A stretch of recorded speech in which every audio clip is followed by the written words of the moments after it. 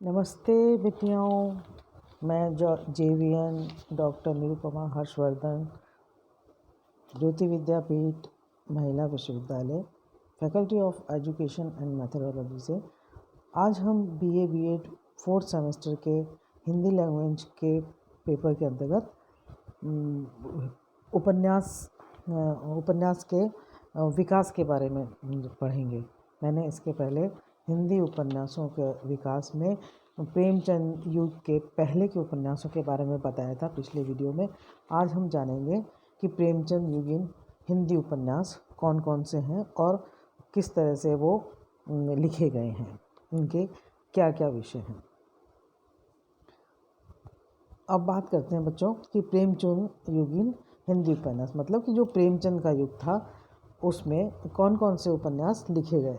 क्योंकि प्रेमचंद को इसलिए केंद्र बनाया गया, उन्होंने बहुत सारे उपन्यास लिखे हैं और श्रेष्ठ उपन्यासों की उन्होंने रचना की है जो कि साहित्य में बहुत ही महत्वपूर्ण स्थान रखते हैं। तो यहाँ से इन्होंने इसको केंद्र बिंदु बना के रखा था कि भाई प्रेमचंद के पहले के उपन्यास और प्रेमचंद के समय के उपन्यास और प्रेमचंद के बाद के उपन्यास, इन आधार पर इसके उपन्यासों के विकास को हमने बांटा था। अब ये हैं प्रेमचंद के समय के उपन्यास। इसमें उपन्यासकारों में प्रेमचंद अपनी एक महान प्रतिभा के कारण युग प्रवर्तक के रूप में माने जाते हैं और उन्होंने हिंदी उपन्यास शिल्प का विकास किया है। उनके उपन्यासों में पहली बार सामान्य जनता की समस्याओं की कलात्मक अभिव्यक्ति हो गई और जनजीवन का प्रामाणिक और वास्तविक चित्र पाठकों को देखना सुलभ हुआ था। अपने महान उपन्यासों के कारण वो वास्तव में उपन्यास सम्राट की पदवी से पाने के अधिकारी हैं। प्रेमचंद के उपन्यास राष्ट्रीय आंदोलन, कृषक समस्या, मानवतावाद, भारतीय संस्कृति, शोषण, विधवा विवाह, अनमेल विवाह, दहेज प्रथा इत्यादि अनेक विषयों से संबंधित हैं। इनके प्रमुख उपन्यास हैं सेवा सदन जो कि 1918 में लिखा गया, प्रेम आश्रम 1922 में, रंगभूमि 1925 में, कायाकल्प 1926 में, निर्मला 1927 में, गबन 1931 में, कर्मभूमि 1933 में और गोदान 1935 में। इनका मंगलसूत्र उपन्यास है जो कि अपूर्ण रहा, वो पूरा न हो सका, उससे पहले इनकी मृत्यु हो गई थी। तो ये जो इन्होंने महत्वपूर्ण उपन्यास लिखे हैं वो उनके नाम हैं और हम भी आपको बच्चों इसको अच्छे से याद करना चाहिए कि प्रेमचंद ने के जो उपन्यास हैं वो बहुत महत्व रखते हैं और उन्होंने एकदम सामाजिक यथार्थ को हमको दिखाया है। उस समय के जनजीवन को उन्होंने पूरा जीवंत किया है। प्रेमचंद जी ने हिंदी कथा साहित्य को मनोरंजन के स्तर से ऊपर उठाया। उन्होंने जो अभी तक पिछले आपने देखा कि प्रेमचंद के पहले के उपन्यासों में जो मनोरंजन उपदेशात्मक उपन्यास लिखे जा रहे थे, जो मनोरंजन प्रधान उपन्यास लिखे जा रहे थे, उन सब स्थितियों से उन्होंने उस स्तर से उसको उठाकर और जीवन के साथ जोड़ने का काम किया। उन्होंने कथा साहित्य को उस पे मनोरंजन के स्तर से उठाकर क्या किया, जीवन के साथ जोड़ने का काम किया। तो इस तरह से सेवा सदन के जो प्रकाशन के साथ ही हिंदी उपन्यास को नई दिशा प्राप्त हो गई। इनका जो सेवा सदन उपन्यास था उसने एक नई दिशा हिंदी उपन्यास को दी। इस उपन्यास में उन्होंने विवाह से जुड़ी समस्याओं जैसे कि दहेज प्रथा और कुलीनता का प्रश्न, पत्नी का स्थान, इन समस्याओं को उठाया है और इसको जो प्रस्तुत करने का ढंग है वो पुराने जो उपन्यास थे उनसे बिल्कुल भिन्न है। उस तरह से उन्होंने प्रस्तुत नहीं किया है और इन समस्याओं को, इस उपन्यास को लिखने का ढंग बिल्कुल अलग है। निर्मला में उन्होंने दहेज प्रथा और अनमेल विवाह की समस्या को उठाया है। इन्होंने एक जो अनमेल विवाह था, कम उम्र की स्त्री और अधिक उम्र का पति उनके बारे में बताया है। कृषक जीवन की समस्याओं का यथार्थ चित्रण उन्होंने गोदान में किया है। आप लोगों ने इसके पहले पढ़ा भी है, गोदान के बारे में जाना भी है कि किस तरह से कृषक को एक समस्या रहती है, कैसे उसका शोषण होता है। उन सब बातों को उन्होंने अपने गोदान उपन्यास में उठाया है और उनका गोदान जो है सर्वश्रेष्ठ उपन्यास माना भी जाता है। उन्होंने इसमें ग्रामीण जीवन का ऐसा यथार्थ और प्रामाणिक चित्र इस उपन्यास में किया है कि इसको सब जगह इसकी प्रशंसा हुई, हर जगह ये प्रसिद्ध हुआ। इसमें समाज में व्याप्त जो छुआछूत और सांप्रदायिकता की समस्या को भी उन्होंने अपने उपन्यासों में अभिव्यक्ति दी है।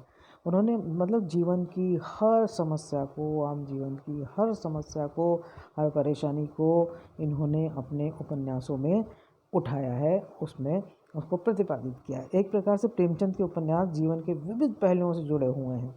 वे हिंदी के सर्वाधिक लोकप्रिय उपन्यासकार माने जाते हैं। विषय वस्तु और शिल्प दोनों ही दृष्टियों से प्रेमचंद के समकक्ष हिंदी का कोई अन्य उपन्यासकार खड़ा नहीं किया जा सकता। प्रेमचंद के उपन्यासों में विषय की विविधता और व्यापकता के साथ साथ चरित्रों का स्वाभाविक विकास भी दिखाया गया है। इनके उपन्यासों से राजनीतिक समस्याओं का निरूपण भी किया गया है। रंगभूमि में शासक वर्ग के अत्याचारों का चित्रण है, तो कर्मभूमि में स्वतंत्रता संग्राम की एक झलक है। गबन में उन्होंने स्त्रियों के आभूषण प्रेम के दुष्परिणामों परिणामों का चित्रण किया है, तो कायाकल्प में पुनर्जन्म से संबंधित है। तो इस प्रकार से प्रेमचंद के जो उपन्यास हैं वो प्रमुख रूप से आदर्शोन्मुखी यथार्थवाद से संबंधित हैं, जिसके कारण ही वो बहुत ज़्यादा लोकप्रिय हुए। उसमें यथार्थवाद, आदर्शवाद का प्रयोग है, उसका मतलब प्रतिपादन है, उसका स्थापना है। भाषा प्रयोग में वो अपने समकालीन सभी उपन्यासकारों से श्रेष्ठ है और इस दृष्टि से वे एक मानदंड बन गए हैं। अपनी इन्हीं विशेषताओं के कारण ही वह हिंदी के उपन्यासों में एक नए युग का सूत्रपात करने में सफल हुए हैं। तो बच्चों, आपने देखा कि प्रेमचंद जो थे उनके युग को इसलिए माना गया कि प्रेमचंद ने एक नई परिपाटी की शुरुआत की। उन्होंने जीवन के मतलब यथार्थ से संबंधित उपन्यास लिखे, मानव जीवन से संबंधित समस्याओं को उपन्यास लिखे, आम जीवन की समस्याओं को लिखा और उसकी यथार्थ अभिव्यंजना करी।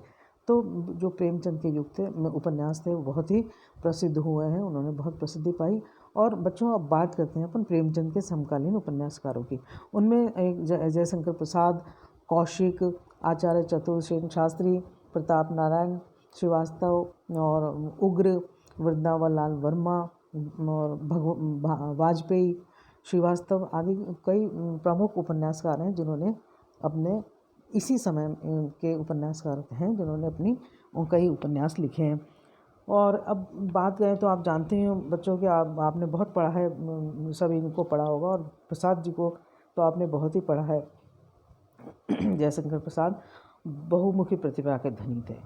उन्होंने काव्य, नाटक आदि क्षेत्रों में सफलता पाने के साथ साथ उपन्यासों की रचना करके भी खूब प्रसिद्धि पाई। कंकाल उनका जो उपन्यास है, जो कि 1929 में लिखा गया है, वो भी बहुत प्रसिद्ध हुआ है। तितली उनका उपन्यास है, 1934 में लिखा गया है। इन दोनों उपन्यासों ने बहुत ही प्रसिद्धि पाई। इरावती नामक इनका अधूरा उपन्यास था, उन्होंने लिखा लेकिन वो उनकी अकाल मृत्यु के कारण उसको पूरा नहीं कर सके। कंकाल में प्रसाद जी ने व्यक्ति की स्वतंत्रता का समर्थन किया है, जबकि तितली के दौरान उन्हें प्रेम की आदर्श रूप की व्याख्या की है और साथ में इसमें जो ग्रामीण समस्याओं का चित्रण भी इन्होंने किया है। तो प्रसाद के जो उपन्यासों में नाटकीयता अधिक है और साथ में भाषा का अलंकृत प्रयोग भी है। इन्होंने बहुत ही संस्कृतनिष्ठ और ऐसी क्लिष्ट भाषा लिखी है जो कि बहुत एक तरह से कठिन भी कई बार अपने पाठकों को लगती है, लेकिन बहुत सुंदर, बहुत ही खूबसूरत भाषा है। और उनका उसी भाषा में उन्होंने चरित्रों का बहुत ही सूक्ष्म चित्रण किया है, बहुत सुंदर तरीके से चित्रण किया है। कौशिक, अब बात करते हैं बच्चों कौशिक की। विश्वम्भरनाथ शर्मा कौशिक, ये जो थे, इनके 2 उपन्यास बहुत प्रसिद्ध हुए हैं। कौन कौन से? एक तो भिखारिणी और एक माँ। बच्चों याद करो, ये जो उपन्यास हैं ये हमारे आगे परीक्षाओं में भी पूछे जाते हैं कि इनके माँ कौशिक का जो उपन्यास है उनके नाम बताइए। भिखारिणी और माँ इनके बहुत प्रसिद्ध उपन्यास हैं। उन्होंने इन उपन्यासों में उन्होंने अंतर्जातीय विवाह की समस्याओं को कथानक का आधार बनाया है ना, कि उन्होंने जो अंतर्जातीय विवाह की समस्या है उसको लेके उन्होंने उपन्यास लिखे हैं। और माँ उपन्यास में उन्होंने मध्यम वर्गीय परिवार का चित्रण करते हुए वैश्यालयों के वातावरण को प्रस्तुत किया है। तो मतलब कौशिक ने जो लिखे हैं ये पूरे आम एक समाज की बहुत ही सूक्ष्म उन विषयों को उन्होंने उठाया है और उसके माध्यम से उन्होंने अपने बात को प्रस्तुत किया है। तो ये जो उपन्यास हैं इनके भिखारिणी और माँ, मुझे लगता है आप लोगों को अब तो इसके नाम याद हो गए होंगे कि भाई कौशिक जी के कौन से वो प्रसिद्ध उपन्यास हैं। वो है भिखारिणी और माँ। तो इन उपन्यासों के बाद अब हम बात करते हैं आचार्य चतुर्सेन शास्त्री जी की। आचार्य चतुर्सेन शास्त्री जी एक बहुत ही प्रतिभा संपन्न उपन्यासकार थे। इन्होंने इतिहास, आपको ध्यान हो तो इन्होंने जो अधिकांश इनके उपन्यास हैं वो इतिहास पुराण से संबंधित हैं। इतिहास पुराण के कथानकों को इन्होंने चयन किया उनको, और उनके अपनी कल्पना के आधार पर उन उपन्यासों को लिखा है। तो इनके जो ऐतिहासिक उपन्यास हैं वो बहुत प्रसिद्ध हुए, लोगों ने खूब पढ़े, पाठकों को बहुत पसंद आए, उनको उन उपन्यासों को बहुत ही प्रसिद्धि मिली। जैसे कि वैशाली की नगरवधू और सोमनाथ, आलमगीर, सोना और खून, रक्त की प्यास, आत्मदाह, अमर अभिलाषा, मंदिर की नर्तकी, अपराजिता इत्यादि इनके ये प्रसिद्ध उपन्यास हैं और इनको बहुत इसमें प्रसिद्धि मिली है। अब बात करें उग्र जी की। उग्र जी के उपन्यासों में सामाजिक बुराइयों का पर्दाफाश किया गया है। उन्होंने अपने उपन्यासों में जो भी सामाजिक बुराइयां थी उनको यों का यों बता दिया कि ये सामाजिक बुराइयां हैं और इनको दूर होना चाहिए। समाज की यथार्थ और नग्न तस्वीर उनके उपन्यासों में उपलब्ध होती है। वे हिंदी के प्रथम विवादास्पद उपन्यासकार कहे जा सकते हैं। ये हिंदी के पहले विवादास्पद उपन्यासकार हैं, क्योंकि उनके उपन्यासों में समाज के उस वर्ग का चित्रण है जो पतित वर्ग है, जैसे कि वैश्या वर्ग। तो उनकी जो सपाट बयानी है उसके कारण कई बार आलोचना के पात्र बनते हैं। और लेकिन इन्होंने जो विषय उठाए हैं, जो इन्होंने अपने इसके उपन्यासों में जिन विषयों को लेके उपन्यास लिखे हैं वो बहुत ही एक तरह से सूक्ष्म, बहुत ही संवेदनशील हैं। और इनके जो उपन्यास हैं, ये प्रश्न आता है कि चंद हसीनों के खतूत, ये उपन्यास किसके द्वारा रचित है। तो बच्चों, आप लोगों को याद कर लेना चाहिए कि चंद हसीनों के खतूत जो 1927 में लिखा गया था, वो किसने लिखा? ये उग्र द्वारा रचित है। दिल्ली का दलाल 1927 में लिखा गया, बधुआ की बेटी 28 में लिखा गया 1928 में, और शराबी ये 1930 में, सरकार तुम्हारी आँखों में 1936 में, जीजाजी ये 1944 में, फागुन के दिन 1955 में। तो इस प्रकार से इनके जो उपन्यास हैं वो बहुत ही प्रसिद्ध हैं और इनको बहुत ही प्रसिद्धि मिली है। याद कर लेना बच्चों। ये भी प्रश्न आता है, चंद हसीनों के खतूत महत्वपूर्ण है, दिल्ली का दलाल और सरकार तुम्हारी आँखों में, ये वैसे भी आप लोगों को बार बार आप बोलोगे तो आपको याद हो जाएंगे कि ये उपन्यास इनके उग्र जी के, और आप लोग इनको पढ़ो तो आपको पता लगेगा कि इनकी कैसी शैली है, क्या इनमें खासियत है कि ये इतने प्रसिद्ध हुए हैं उपन्यास। अब बात करते हैं हम प्रताप नारायण श्रीवास्तव जी की। इन्होंने आदर्शवादी परंपरा के उपन्यास लिखे हैं और विदा, विजय, विकास, विसर्जन, बेकसी का मजार इनके कुछ प्रसिद्ध उपन्यास हैं। वृंदावन लाल वर्मा हिंदी के सर्वश्रेष्ठ ऐतिहासिक उपन्यास माने जाते हैं, क्योंकि जब ऐतिहासिक उपन्यासकारों का नाम आता है तो चतुर्सेन शास्त्री के बाद जो नाम आता है वो आता है वृंदावन लाल वर्मा का। जब भी वृंदावन लाल वर्मा जी का नाम आए तो हमारे दिमाग में इतिहास की कहानियाँ चलने लग जाती हैं, दिखाई देने लग जाती हैं। तो गढ़कुंडार इन्होंने लिखा था, विराटा की पद्मिनी, झांसी की रानी, मृगनयनी, टूटे कांटे, माधव जी की सिंधिया, इस तरह के कुछ इनके बहुत ही प्रसिद्ध उपन्यास हैं जो कि उन्हें बहुत प्रसिद्धि पाई और एक महत्वपूर्ण स्थान ये हिंदी साहित्य में रखते हैं। प्रसिद्ध कवि सूर्यकांत त्रिपाठी निराला जी भी कोई कम नहीं है। उपन्यासकार की दृष्टि से उपन्यास के क्षेत्र में इनका भी काफ़ी बोलबाला है, जो इनके भी उपन्यासों ने काफ़ी प्रसिद्धि पाई है, जैसे कि अप्सरा और अलका, निरुपमा, प्रभावती, कुल्ली भाट आदि इनके ऐसे काव्यात्मक उपन्यास, भावात्मक उपन्यास हैं जिनमें इन्होंने नारी की समस्याओं का निरूपण प्रमुख रूप से किया है। तो और शिल्प की दृष्टि से भी, हालांकि इनमें कोई इतनी ज़्यादा नवीनता नहीं है, लेकिन ये उपन्यास बहुत ही प्रसिद्ध हैं। और इस तरह से हम देखते हैं बच्चों, आपने देखा कि किस किस तरह से और किन उपन्यासकारों ने उपन्यास लिखे, कौन से उपन्यास उनके प्रसिद्ध हुए, किस तरह की उनकी भाषा थी और किस तरह के इनके विषय थे इन उपन्यासों के, तो हम संक्षेप में अगर हम जानें, कह सकते हैं कि प्रेमचंद युगीन उपन्यासों में विषय का वैविध्य था। बहुत अलग अलग तरह के विषय थे, एक ही विषय नहीं थे कि भाई मनोरंजन पे लिख दिया, कि अय्यारी पे लिख दिया, कि तिलस्म पे लिख दिया, कि उस पे लिख दिया, नहीं। इसमें जीवन से जुड़ी हुई समस्याओं के विषय थे, जीवन से संबंधित विषय थे, और यथार्थ विषयों को उन्होंने दिखाया था, यथार्थता को अपने उपन्यासों में दिखाया था। तो उपन्यासकारों ने एक और तो सामाजिक समस्याओं को अपने उपन्यासों का विषय बनाया, और दूसरी ओर ऐतिहासिक कथानों पर नवीन दृष्टि से विचार करते हुए मनोरंजक और सुरुचिपूर्ण उपन्यासों की रचना की।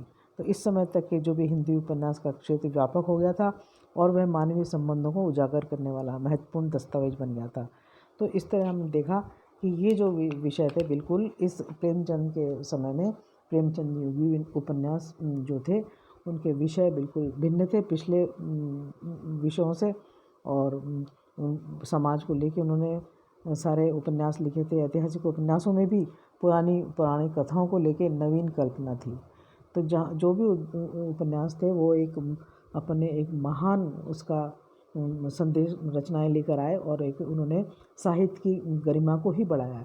इनके जो उपन्यास हैं, और उन्होंने साहित्य की गरिमा को ही बढ़ाया है, और कह सकते हैं कि उपन्यास के विकास का जो दूसरा चरण था, वो प्रेमचंद जैसे महान उपन्यासकारों के कारण महत्वपूर्ण बन गया है। मुझे उम्मीद है कि आप लोगों को ये समझ में आया होगा, और ये जो पढ़ाया जा रहा था बच्चों आपको, ये ज्योति विद्यापीठ महिला विश्वविद्यालय के डिजिटल वर्जन 2.0 से था, और मुझे ऐसा विश्वास है, उम्मीद ही नहीं विश्वास है कि आपको ये अच्छे से समझ में आया होगा। यदि फिर भी आपकी कोई इससे संबंधित जो मैंने पढ़ा है इससे संबंधित कोई जिज्ञासा है, कोई परेशानी है, तो आप मुझे कमेंट बॉक्स में कमेंट करके अपनी बात को कह सकते हैं। मैं आपकी समस्या को दूर करूँगी। नमस्कार।